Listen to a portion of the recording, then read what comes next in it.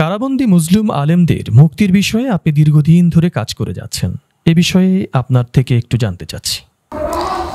কারাবন্দীদের বিষয়ে আমি আলহামদুলিল্লাহ এই আওয়ামী রেজিমের থাকা অবস্থায় কাজ করে আসছিলাম। আমার ওই সময় কাজটা ছিল বেশিরভাগ মানবিক দৃষ্টিকোণ থেকে ছিল। সেখানে আমরা কোনো দলীয় ব্যানার নিয়ে সাংগঠনিক কোনো শক্তি নিয়ে আসলে আমরা এভাবে আগাতে পারিনি। আমার ব্যক্তিগত ইন্ডিভিজুয়াল জায়গা থেকে আমি কাজটা করেছিলাম। এবার আমি আশা করবো হেফাজত ইসলামের নেতৃবৃন্দ থেকে তারা সাংগঠনিক জায়গা থেকে আগাবেন। কিন্তু বিগত দিনগুলো তো এই পর্যন্ত এরকম কোনো উদ্যোগ কিন্তু দৃশ্যমান নয়।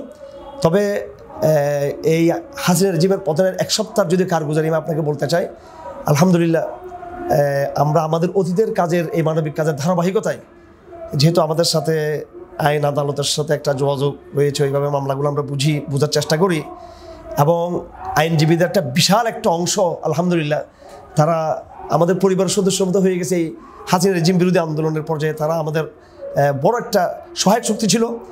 তো এই সমন্বয়ের মাধ্যমে আমরা বড় একটা অংশকে আমরা মুক্ত করতে পেরেছি ইসলামপন্থীদের আলহামদুলিল্লাহ। কারাগার থেকে প্রক্রিয়া অব্যাহত আছে।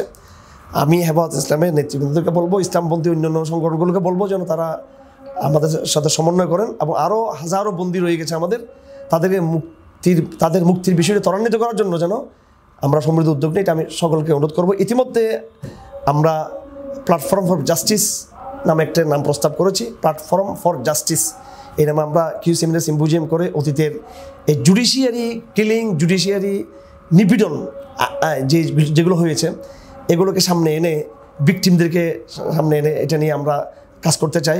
প্রশাসনিক দৃষ্টি আকর্ষণ করতে চাই রাষ্ট্র এবং সরকারের। এবং আমরা আইনি সহায়তা সেন্টার, আমাদের এটা একটা আনুষ্ঠানিক একটা জায়গা আমরা ঢাকায় নিয়ে জনসমত ভিকটিমরা এখানে উপস্থিত হতে পারেন। সেদিন এক মা এসেছিলেন আমাদের কাছে, তার সন্তানকে শত শত দিন গুম রাখা হয়েছে এবং অন্যায়ভাবে একটি মামলা তাকে মৃত্যুদণ্ড তাকে দিয়ে দেওয়া হয়। সে মা কান্নাকাটি করছেন আমাদের কাছে এসে, স্ত্রীরা আসতেছেন আমাদের কাছে, বোনরা আসতেছেন, মেয়েরা আসতেছেন।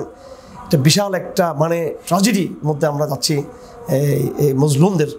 এক্ষেত্রে আইনি সহায়তা সেন্টার একটা করা হবে ইনশাআল্লাহ আজিজ।